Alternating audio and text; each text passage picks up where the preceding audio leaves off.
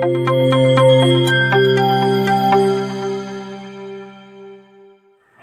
Friends, അപ്പോൾ നമ്മൾ നമ്മുടെ ബാക്കിയുള്ള പോർഷൻസിലേക്ക് പോവുകയാണ്.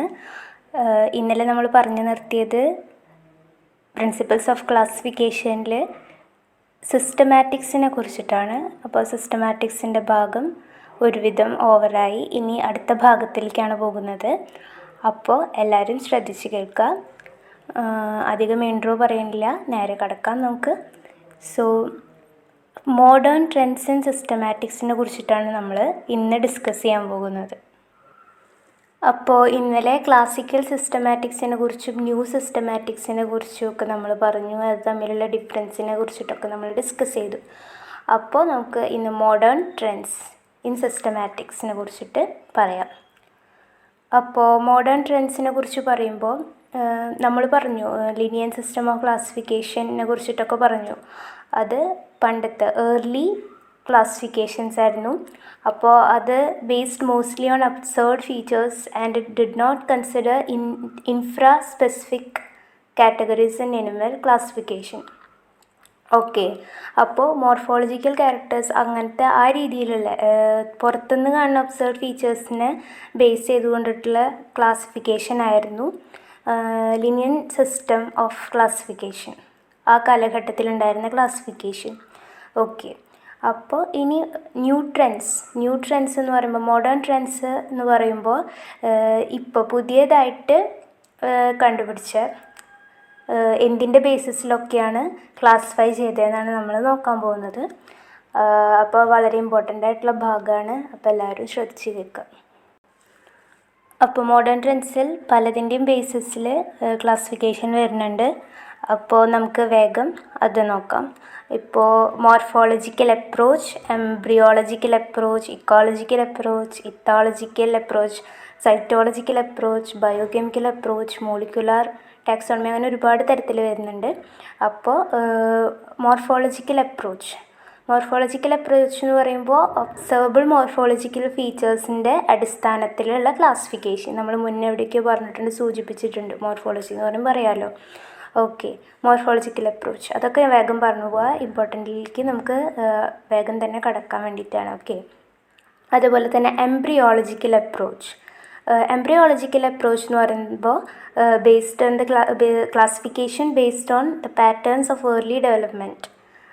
മനസ്സിലായ? അത് മോർഫോളജിക്കൽ ക്യാരക്ടേഴ്സിൻ്റെ അത്ര തന്നെ ഇമ്പോർട്ടൻ്റ് ആണ് patterns of early development.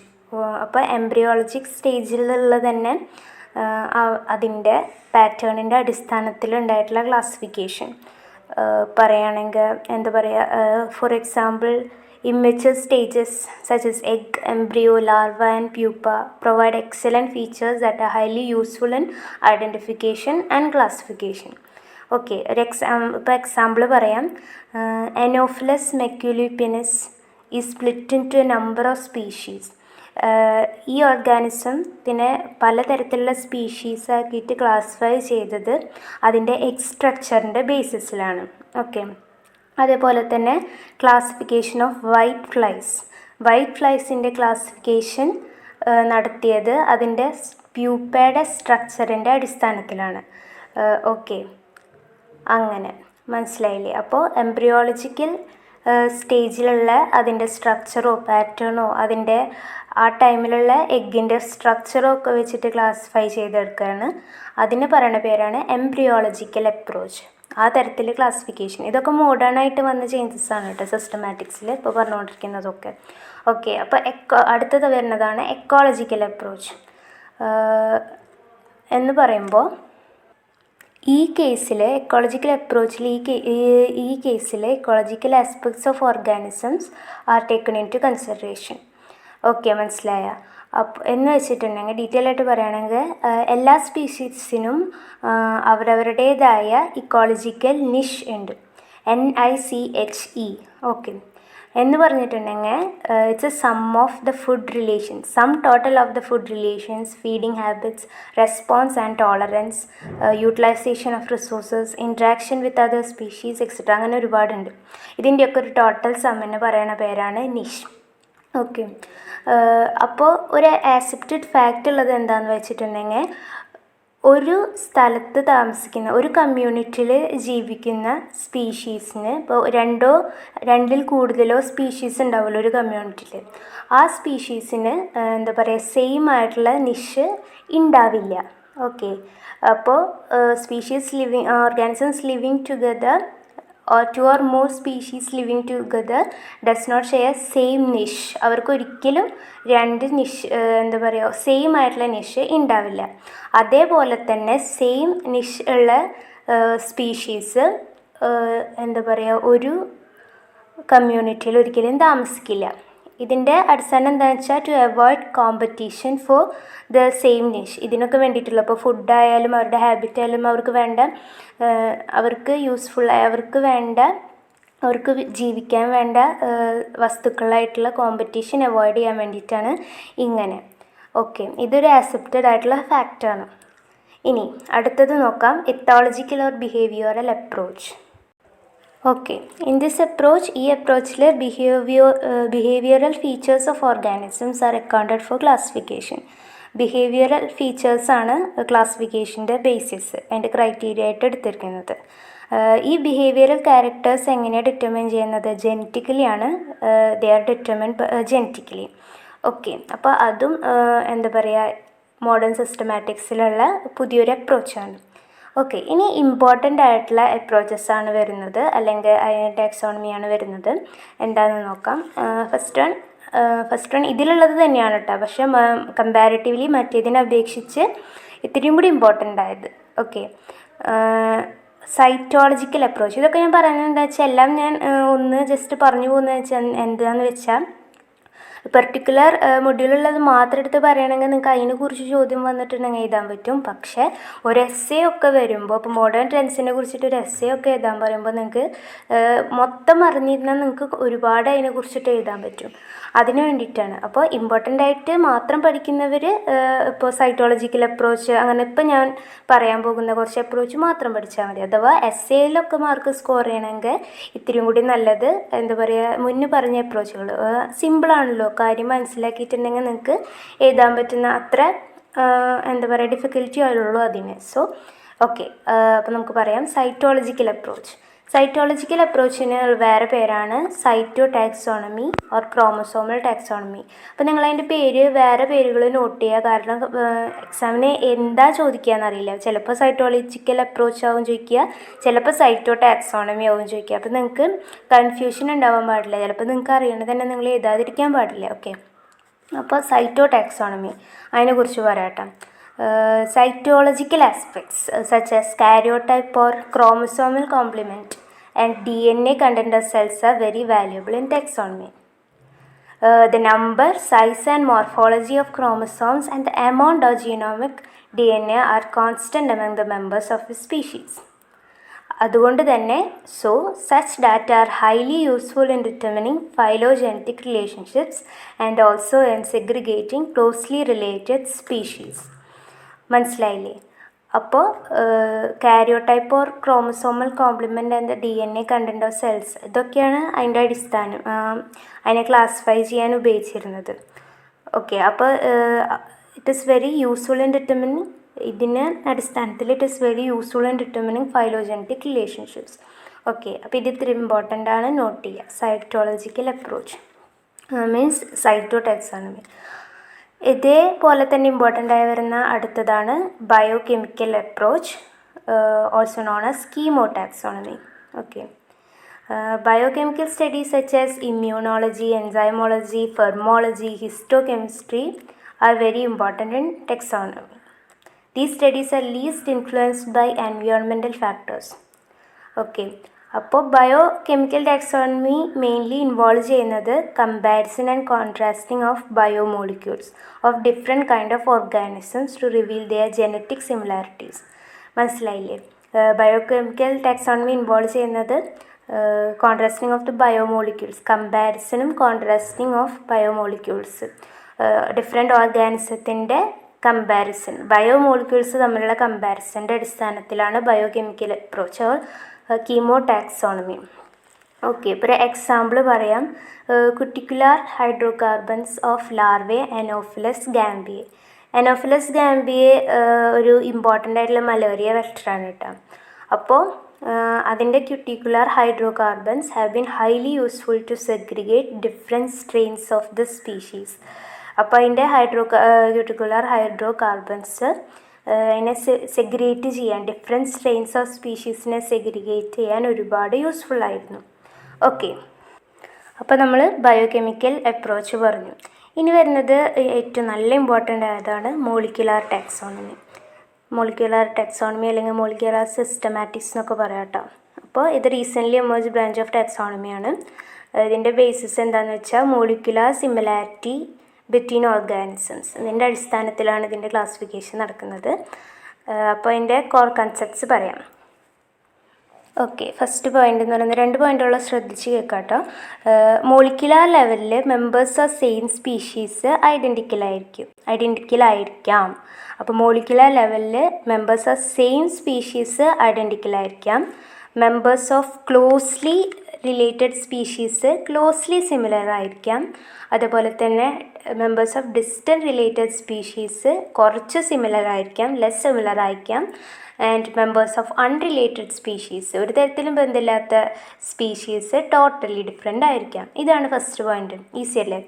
Okay, അടുത്ത പോയിൻ്റ് എന്ന് പറയുന്നത് അമിനോ ആസിഡ് സീക്വൻസ് ഓഫ് പ്രോട്ടീൻസും ന്യൂക്ലിയോടൈഡ്സ് സീക്വൻസ് ഓഫ് ദ ജീൻസും the amino acid sequence of proteins, ഇപ്പോൾ പറഞ്ഞ പ്രോട്ടീൻസിനെ ഗവേൺ ചെയ്യുന്ന ന്യൂക്ലിയോടൈഡ് സീക്വൻസ് ഓഫ് ജീൻസും മേ ബി ഇതേപോലെ തന്നെ ഫസ്റ്റ് പറഞ്ഞ പോയിൻ്റ് തന്നെ ഇത് സംഭവം മാത്രം വ്യത്യാസം, സബ്ജക്റ്റ് മാത്രം വ്യത്യാസം, may be same or very much similar in closely related organism and different in unrelated organism. 2 point clear ആയില്ലേ? വേറെ ഒന്നുമില്ല കേട്ടോ. ഓക്കെ, അപ്പോൾ molecular taxonomy utilises data from nuclear DNA, chloroplast DNA or mitochondrial DNA to elucidate the phylogenetic relationships between plants. മനസ്സിലായില്ലേ? Okay, അപ്പോൾ അതവിടെ കഴിഞ്ഞു കേട്ടോ. ഇനി ഇപ്പോൾ ഇതിൽ വരുന്നത് തന്നെയാണ്, എന്നാലും ഇത്രയും കൂടിയും മുന്നിലേക്ക് കറൻറ്റ് സിസ്റ്റം, ഇപ്പോഴത്തെ സിസ്റ്റംസ് ഓഫ് ക്ലാസിഫിക്കേഷനിൽ കുറച്ച് പറയാണ്. അത് വളരെ ഇമ്പോർട്ടൻ്റ് ആണ്. എന്തായാലും അതിൽ നിന്ന് ചോദ്യം ഉണ്ടാവും, 1 വേർഡ് ആയിട്ടുണ്ടാവും, ഐ മീൻ 1 or 2 മാർക്കായിട്ടുണ്ടാവും. അതേപോലെ തന്നെ അടുത്ത സെക്ഷനിലത്തെ മാർക്കായിട്ടും ഉണ്ടാവും ക്വസ്റ്റ്യൻസ്. അതൊന്ന് പ്രതീക്ഷിക്കുക. അപ്പോൾ നന്നായി പഠിച്ചിട്ടുണ്ടെങ്കിൽ പെട്ടെന്ന് സ്കോർ ചെയ്യാൻ പറ്റും. അപ്പോൾ പറയാം. ഓക്കെ, അതിൽ വരുന്നതാണ് phonetics. Phonetics means phonetic taxonomy എന്നും പറയും, ന്യൂമെറിക്കൽ ടാക്സോണമി എന്നും പറയും. അപ്പം ന്യൂമെറിക്കൽ ടാക്സോണമിന്ന് ചോദിച്ചിട്ട് ചോദ്യം വരാനാണ് സാധ്യത. എന്നാലും 2 പേരും ഓർത്തിക്കുക, ഫെനറ്റിക്സ് ഓർ ന്യൂമെറിക്കൽ ടാക്സോണമി. ഇതെന്ന് പറയണത് classification of organisms based entirely on observed phenotypic similarities and differences. Okay, അപ്പോൾ എൻറ്റയർലി എന്തിൻ്റെ ബേസിസിലാണ്? ഒബ്സർവ്ഡ് ഫീനോടൈപ്പിക് സിമിലാരിറ്റീസ് ആൻഡ് ഡിഫറൻസസിൻ്റെ ബേസിസിലാണ് ഇത് ക്ലാസിഫൈ ചെയ്തെടുക്കുന്നത്. അപ്പോൾ ഇത് എന്താ സംഭവം എന്ന് വെച്ചിട്ടുണ്ടെങ്കിൽ വിത്തൗട്ട് കൺസിഡറിങ്, ഒരു തരത്തിലും എവല്യൂഷണറി റിലേഷൻ ഇത് സ്വീകരിക്കുന്നില്ല, തീരെ കൺസിഡർ ചെയ്യുന്നില്ല. ഓക്കെ, ഇത് ഇൻവോൾവ് ചെയ്യുന്ന ആസ്പെക്ട്സ് എന്ന് പറയുന്നത് numerical evaluation of the phenotypic similarities of ഓർഗാനിസംസും പിന്നെ ordering or classification of organisms based on സിമിലാരിറ്റീസും. ഓക്കെ, അപ്പോൾ ഫെനറ്റിക്സിൻ്റെ തരത്തിൽ നമ്മൾ ക്ലാസിഫൈ ചെയ്യുമ്പോൾ all characters have equal weightage in assessing the overall degree of similarities. പക്ഷേ ഇപ്പോൾ phenetics is employed mainly for the classification of ബാക്ടീരിയയുടെ ക്ലാസിഫിക്കേഷന് വേണ്ടിയിട്ടാണ് ഫെനറ്റിക്സ് എന്ന numerical phenetics or numerical taxonomy കൂടുതൽ ഉപയോഗിക്കുന്നത്. ഒരു ട്രീ ലൈക്ക് ബ്രാഞ്ചിങ് ഡയഗ്രാം ഉണ്ട്, that shows similarities or dissimilarity among organisms or group. അതിൻ്റെ പേരാണ് ഫെനോഗ്രാം. ഇതൊക്കെ ഇതിൽ വരുന്നതാണ്. പക്ഷേ ഇപ്പോൾ പ്രസൻറ്റിൽ phenetics does not enjoy strong support. It's because അതിനൊരു റീസണുള്ളൂ. നമുക്കറിയാം, നമ്മൾ ഓൾറെഡി പറഞ്ഞു, this does not reflect evolutionary relationships. അപ്പോൾ ഓൾറെഡി പറഞ്ഞല്ലോ, എൻറ്റയർലി ഒബ്സർവ്ഡ് ഫീനോടൈപ്പിക് സിമിലാരിറ്റീസ് മാത്രമേ അത് കൺസിഡർ ചെയ്യുന്നുള്ളൂ. എവല്യൂഷണറി റിലേഷൻഷിപ്സ് അല്ലെങ്കിൽ എവല്യൂഷണറി റിലേഷൻഷിപ്സ് ഇത് ഒട്ടും കൺസിഡർ ചെയ്യുന്നില്ല. ഓക്കെ, അപ്പോൾ ന്യൂമറിക്കൽ ടാക്സോണമി കഴിഞ്ഞു. അടുത്തത് വരുന്നതാണ് ക്ലാഡിസ്റ്റിക്സ്. അപ്പോൾ ഈ രണ്ടിന്നും ക്വസ്റ്റ്യൻസ് ഒരുപാട് വരാറുണ്ട് കേട്ടോ. എക്സ്പ്ലെയിൻ അബൌട്ട് ക്ലാഡിസ്റ്റിക്സ് അങ്ങനെയൊക്കെ പറഞ്ഞിട്ട്. സോ നന്നായി അത് ശ്രദ്ധിക്കാനും കേൾക്കാനും പഠിക്കാനും ശ്രമിക്കുക. ഓക്കെ, അപ്പോൾ ക്ലാഡിസ്റ്റിക്സിലേക്ക് കിടക്കാം. Cladistics or phylogenetic systematics. അപ്പോൾ ഫൈലോജനറ്റിക്സ് നമ്മൾ ഓൾറെഡി പഠിച്ചു. Study of evolutionary relationship, classification of organisms based on their phylogenetic or evolutionary റിലേഷൻഷിപ്സിനെ പറയുന്നതാണ് ക്ലാഡിസ്റ്റിക്സ്. ഓൾറെഡി നമ്മൾ പറഞ്ഞ കാര്യങ്ങളാണ് ഫൈലോജനറ്റിക്കിനെ കുറിച്ചിട്ട്. ഓക്കെ, അപ്പോൾ അതിൻ്റെ ബേസിസിൽ ചെയ്യുന്ന ക്ലാസിഫിക്കേഷനാണ് ക്ലാഡിസ്റ്റിക്സ്. ഇമ്പോർട്ടൻ്റ് ആണ് കേട്ടോ. Therefore, the classification of organisms based on their phylogenetic relationship and the recency or antiquity of common descent rather than on their observable similarities. Observable സിമിലാരിറ്റീസിനെ അപേക്ഷിച്ച് എവല്യൂഷണറി റിലേഷൻഷിപ്പിൻ്റെ അടിസ്ഥാനത്തിൽ നടത്തുന്ന ക്ലാസിഫിക്കേഷന് പറയുന്ന പേരാണ് ക്ലാഡിസ്റ്റിക്സ് ഓർ ഫൈലോജനറ്റിക് സിസ്റ്റമാറ്റിക്സ്.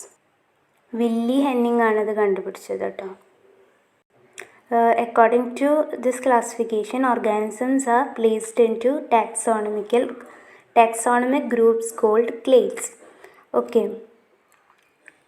മാത്രമല്ല, cladistics holds that the shared possession of derived or epomorphic characters reveals the common ancestry of organisms.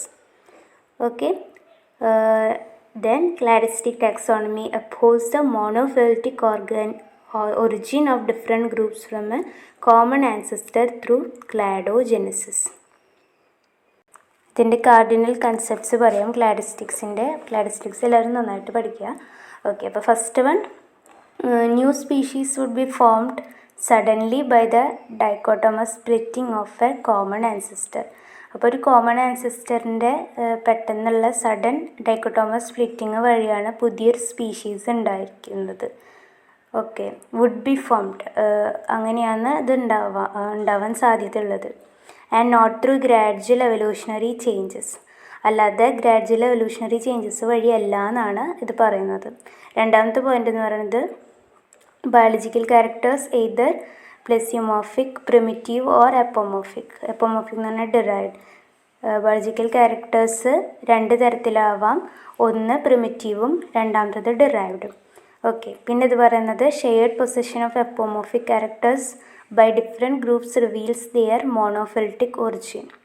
Okay, അപ്പോൾ ഈ 3 കാര്യങ്ങളാണ് ക്ലാഡിസ്റ്റിക്സിൻ്റെ കാർഡിനൽ കൺസെപ്റ്റ്സ്. ഓക്കെ, ഇപ്പോൾ നമ്മൾ എപ്പോമോർഫിക് ക്യാരക്ടേഴ്സിനെ കുറിച്ച് പറഞ്ഞല്ലോ, വേഗം പറഞ്ഞു പോകട്ടെ. അത് 2 ടൈപ്പ് ഉണ്ട്, ഓട്ടാപ്പോമോർഫ്സും സിനാപ്പോമോർഫ്സും. ഓട്ടാപ്പോമോർഫ്സ് എന്ന് പറഞ്ഞിട്ടുണ്ടെങ്കിൽ യുണീക്ലി ഡിറൈവ്ഡ് ക്യാരക്ടേഴ്സും, അതേപോലെ തന്നെ സിനാപ്പോമോർഫ്സ് എന്ന് പറഞ്ഞിട്ടുണ്ടെങ്കിൽ അൺഷെയർഡ് ഡിറൈവ്ഡ് ക്യാരക്ടേഴ്സുമാണ്. ഓക്കെ, അപ്പോൾ അടുത്തേക്ക് നമ്മൾ വേഗം കിടക്കുകയാണ് ഫൈലറ്റിക്സ്. അപ്പോൾ നമ്മളിപ്പോൾ ഫെനറ്റിക്സും ക്ലാഡിസ്റ്റിക്സും പറഞ്ഞു, ഇതേപോലെ തന്നെ ഇമ്പോർട്ടൻ്റ് ആയിട്ടുള്ളതാണ് ഫൈലറ്റിക്സ് എന്ന് പറയുമ്പോൾ evolutionary taxonomy or evolutionary systematics. Classical സിസ്റ്റമാറ്റിക്സും എന്നൊരു പേരുണ്ട് കേട്ടോ. ഇതിൻ്റെ ബേസിസ് എന്ന് പറയുന്നത് classification of organism based on ancestry as well as the degree of divergence among the descendants of a common ancestor. അപ്പോൾ ഇത് മേക്ക് യൂസ് ഓഫ് മോർഫോളജിക്കൽ റിസംബ്ലൻസും ഫൈലോജനറ്റിക് റിലേഷൻഷിപ്പും ഇത് കണക്കിലെടുക്കുന്നുണ്ട്. രണ്ടിൻ്റെയും യൂസ് ഇത് കണക്കിലെടുക്കുന്നുണ്ട്. ഓക്കെ, ഫൈലറ്റിക്സിൽ. അപ്പോൾ എന്താ പറയുക, ക്ലാഡിസ്റ്റിക്സിൽ പറഞ്ഞ കാര്യങ്ങളും ഫെനറ്റിക്സിൽ ശ്രദ്ധിച്ച കാര്യങ്ങളും ഇതിൽ കണക്കിലെടുക്കുന്നുണ്ട്. ഓക്കെ, ഇതേപോലെ തന്നെ വേറൊരു ടാക്സോണമിയും കൂടി ഉണ്ട്, നമ്മുടെ ടെക്സ്റ്റിൽ കാണാനില്ല, ബട്ട് അതും ഇമ്പോർട്ടൻ്റ് ആണ്. സീറോ ടാക്സോണമി എന്ന് വെച്ചിട്ടുണ്ടെങ്കിൽ classification of very similar plants by means of difference in proteins and their contain. Okay, അപ്പോൾ ഇതിൻ്റെ ടെക്നിക്ക് എന്ന് പറയുന്നത് it is based on highly specific relationship between antigens and the antibodies produced in response to them. അപ്പോൾ ഇത് നിങ്ങൾ ഓർത്ത് വയ്ക്കാം. Okay, അപ്പോൾ അടുത്ത ക്ലാസ്സിൽ നമുക്ക് ഇതിപ്പോൾ ഇവിടെ വെച്ചിട്ട് നിർത്താം. ഇനി അടുത്ത ക്ലാസ്സിൽ നമുക്ക് പഠിക്കാനുള്ളത് ബാർകോഡിങ്, DNA ബാർകോഡിങ് ഇമ്പോർട്ടൻ്റ് ആയിട്ട് വരുന്നുണ്ട്. അതേപോലെ തന്നെ നോമൻക്ലേച്ചർ, അതും കൂടി കഴിഞ്ഞിട്ടുണ്ടെങ്കിൽ ഈ മൊഡ്യൂൾ കഴിഞ്ഞു. ഓക്കെ, അപ്പോൾ എല്ലാവർക്കും താങ്ക് യു.